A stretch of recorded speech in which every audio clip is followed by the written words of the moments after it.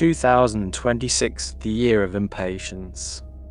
I want to tell you something plainly, without comfort, without sugarcoating, and without pretending things are fine. If there is one word that should define the year 2026, it is not hope, not patience, not resilience. The word is impatience. Not reckless impatience, not blind chaos, but the deep, aggressive, deliberate refusal to wait any longer. Because the truth is, uncomfortable things are not stabilizing. They are not about to turn around. They are not waiting for the right election, the right leader, the right policy, or the right miracle.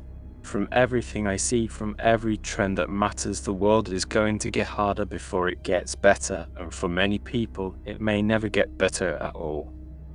If you remember the optimism of the past, you remember how easy it was to believe that someone else would fix things. People believed systems would correct themselves. They believed markets would reward patience. They believed hard work plus time equals success.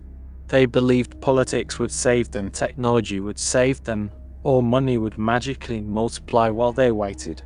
That belief is gone. Or at least it should be. Because what has become obvious is this: nobody is coming to save you. Not governments. Not billionaires. Not institutions. Not trends. And certainly not time. Why waiting is now a losing strategy for most of modern history. Patience was a weapon.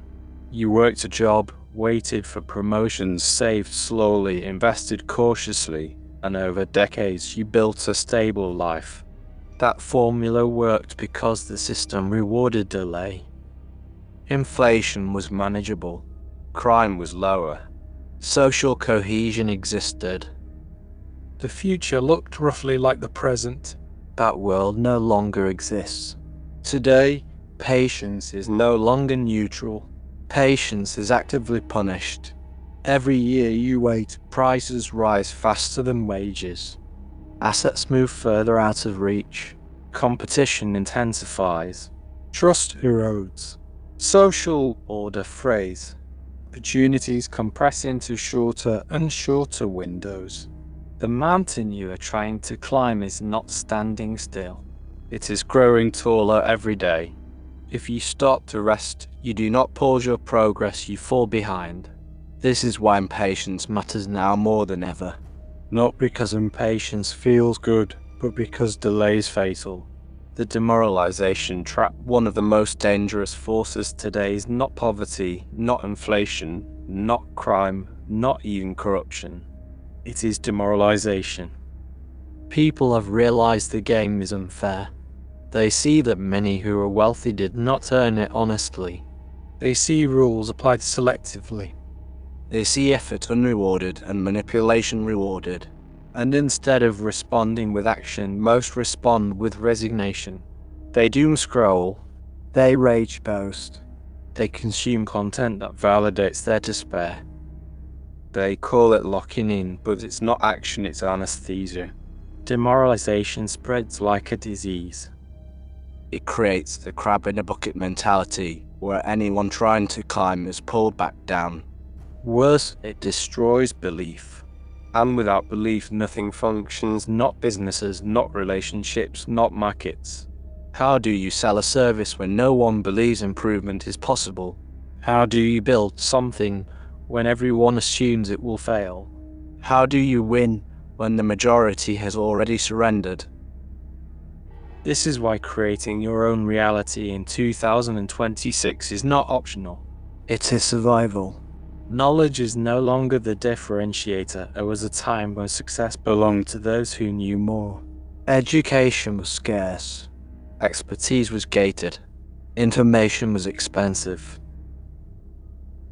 If you understood something others didn't, you had leverage. That era is over.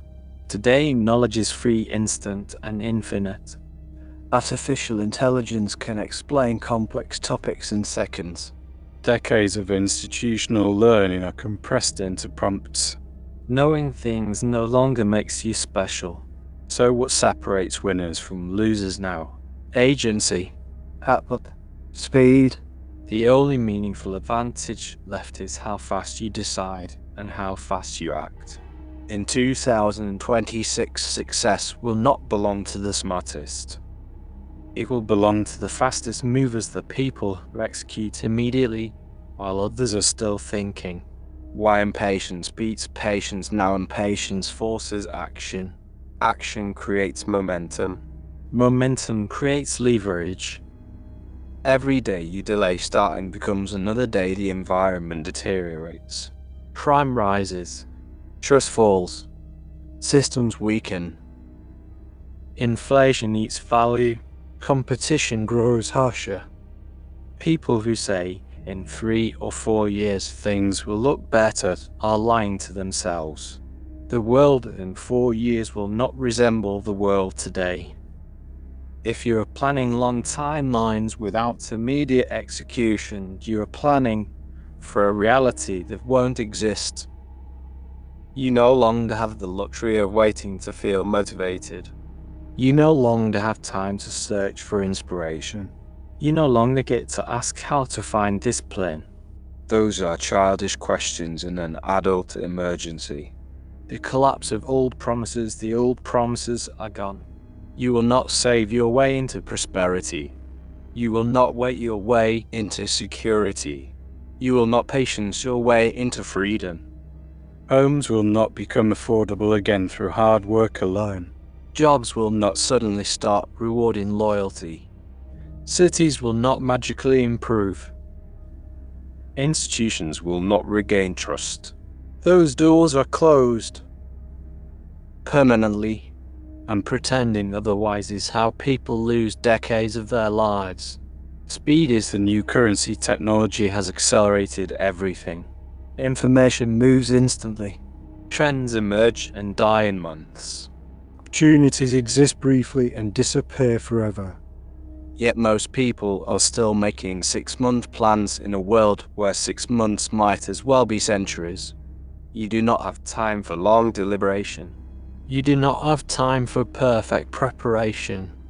You do not have time to wait for certainty. Action must come first. Clarity follows movement, not the other way around. If you wait to feel ready, you will never move. Panic, but productively. This is not a call to despair.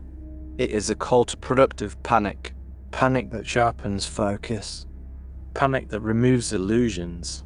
Panic that strips away excuses. The kind of panic that says, if I don't move now, I lose. Because that is the truth. Every resource you want, money, freedom, status, security, is contested. Someone else wants it. And if they are willing to work 1% harder, move 1% faster, or act 1% sooner, they will take it. The world is not fair. It is competitive. Morale wins wars throughout history. Battles were not won by numbers alone, or even tactics alone. They were won by morale. An army that believes it will win outlasts an army that doubts. A group that refuses to retreat beats one that hesitates. Even a 1% difference in morale can decide everything. This is why impatience matters so much. It fuels morale. It keeps momentum alive. It prevents stagnation. Demoralization is the enemy's greatest weapon.